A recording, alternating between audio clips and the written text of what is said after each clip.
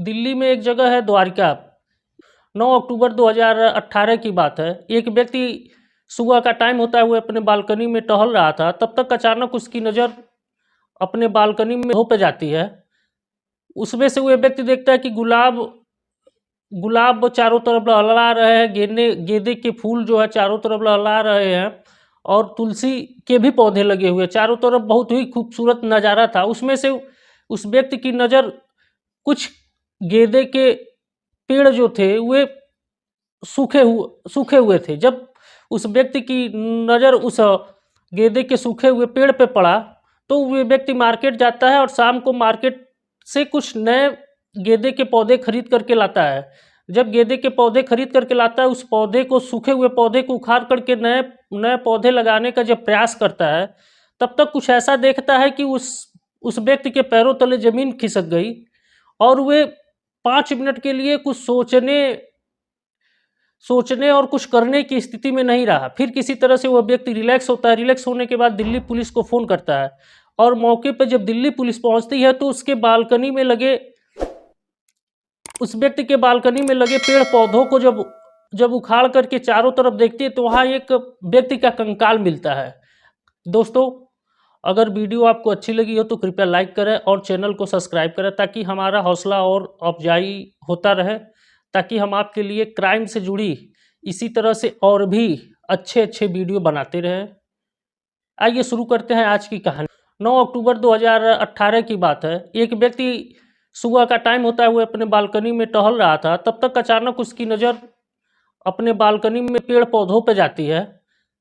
उसमें से वो व्यक्ति देखता है कि गुलाब चारों तरफ लहरा रहे हैं, गेंदे के फूल जो है चारों तरफ लहरा रहे हैं, और तुलसी के भी पौधे लगे हुए चारों तरफ। बहुत ही खूबसूरत नज़ारा था। उसमें से उस व्यक्ति की नज़र कुछ गेंदे के पेड़ जो थे वे सूखे हुए थे। जब उस व्यक्ति की नज़र उस गेंदे के सूखे हुए पेड़ पे पड़ा, तो वो व्यक्ति मार्केट जाता है और शाम को मार्केट से कुछ नए गेंदे के पौधे खरीद करके लाता है। जब गेंदे के पौधे खरीद करके लाता है, उस पौधे को, सूखे हुए पौधे को उखाड़ करके नए नए पौधे लगाने का जब प्रयास करता है, तब तक कुछ ऐसा देखता है कि उस व्यक्ति के पैरों तले ज़मीन खिसक गई और वे 5 मिनट के लिए कुछ सोचने और कुछ करने की स्थिति में नहीं रहा। फिर किसी तरह से वह व्यक्ति रिलैक्स होता है। रिलैक्स होने के बाद दिल्ली पुलिस को फ़ोन करता है, और मौके पर जब दिल्ली पुलिस पहुंचती है तो उस व्यक्ति के बालकनी में लगे पेड़ पौधों को जब उखाड़ करके चारों तरफ देखती है, तो वहाँ एक व्यक्ति का कंकाल मिलता है। कंकाल देख करके दिल्ली पुलिस भी सन्न हो जाती है कि इस घर के बालकनी में कैसे कंकाल आ गया। फिर दिल्ली पुलिस ने तत्काल तत्परता दिखाते हुए अपने फॉरेंसिक टीम को मौके पे बुलाती है। फॉरेंसिक टीम वाले आते हैं, उस नर कंकाल को निकालते हैं और लैब लेकर के चले जाते हैं। उसके बाद जब दिल्ली पुलिस की जांच आगे बढ़ती है, तो दिल्ली पुलिस ने अब उस घर के चारों तरफ रहने वाले लोगों से पूछताछ करना चालू किया। जब दिल्ली पुलिस ने पूछताछ करना चालू किया, तो उसी समय वहाँ कुछ ऐसे है जिससे दिल्ली पुलिस उसको खंगालना शुरू की। दिल्ली पुलिस की जांच में यह आया कि 2 साल पहले उस घर में 2 शख्स और किराए के मकान पर रहते थे। अचानक उसमें से एक व्यक्ति गायब हुआ, और कुछ दिन बाद दूसरा व्यक्ति भी रहस्यमयी ढंग से गायब हो जाता। जब दिल्ली पुलिस ने उन दोनों शख्स के बारे में जानकारी जुटाना शुरू किया, तो उसमें से एक व्यक्ति का नाम था, और दूसरे व्यक्ति का नाम रहता है विजयन।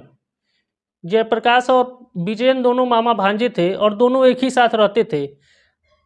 2016 में मामा भांजे एक ही साथ उस घर में रहते थे। और जो है, सबसे पहले 2016 में कुछ दिन पहले भांजा वहाँ दिखना बंद हो गया। उसके बाद कुछ दिन बाद रहस्यमयी तरीके से मामा भी उस घर से गायब हो जाता। और जब 27 वर्षीय जयप्रकाश के घर से पुलिस वालों ने संपर्क साधने का प्रयास किया, तो उसमें पता चला कि 2016 से जयप्रकाश का कोई भी अता पता नहीं है। और फिर दिल्ली पुलिस जब जांच करती है, तो आगे पता चला कि दिल्ली के एक थाने में जयप्रकाश की गुमशुदगी का रिपोर्ट दर्ज है, और दर्ज कराने वाला और कोई नहीं बल्कि उसका मामा विजयन था। जब दिल्ली पुलिस ने विजयन को संपर्क करने की कोशिश की तो विजयन का कहीं अता पता नहीं था। तब फिर दिल्ली पुलिस से संपर्क करने की कोशिश की तो विजयन का कोई अता पता नहीं था। और उड़ीसा के रहने वाले जयप्रकाश जो था, जयप्रकाश के घर वाले ने बताया कि उसके लड़के से उसकी बात फरवरी 2016 में ही हुई थी। उसके बाद फरवरी 2016 के बाद उसके लड़के से कोई बातचीत नहीं हुई। और बातचीत में घर वालों ने ये बताया कि 2016 में हमारा लड़का जयप्रकाश जो था वो गया था वैष्णो माता मंदिर और वहीं से वो गायब हो गया। तब से आज तक कोई अता पता नहीं था। उसके बाद फिर दिल्ली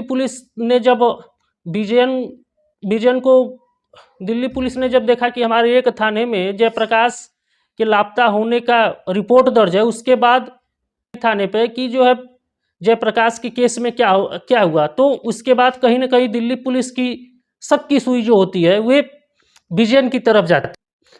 और तब दिल्ली पुलिस जब विजयन की तलाश करती है तो विजयन दिल्ली पुलिस की गिरफ्त से काफ़ी दूर जा चुका होता है। विजयन जो है काफ़ी दूर जा चुका होता है। उसके बाद दिल्ली पुलिस जो है कई राज्यों में लगातार छापेमारी करती रही विजयन के लिए, लेकिन विजयन का कोई अता पता नहीं था। विजयन आंध्र प्रदेश का रहने वाला था।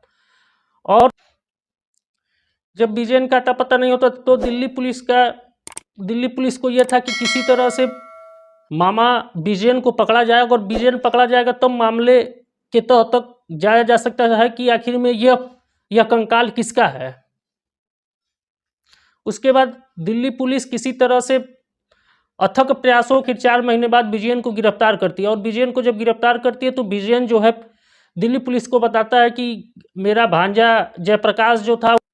उसके बाद जब विजयन को गिरफ्तार किया जाता है तो विजयन ने बताया कि उसका भांजा जो है 2016 में अपने दोस्तों के साथ गया हुआ था वैष्णो माता मंदिर दर्शन करने के लिए गया था और जम्मू से ही वे लापता है और आज तक उसका कोई पता नहीं चला।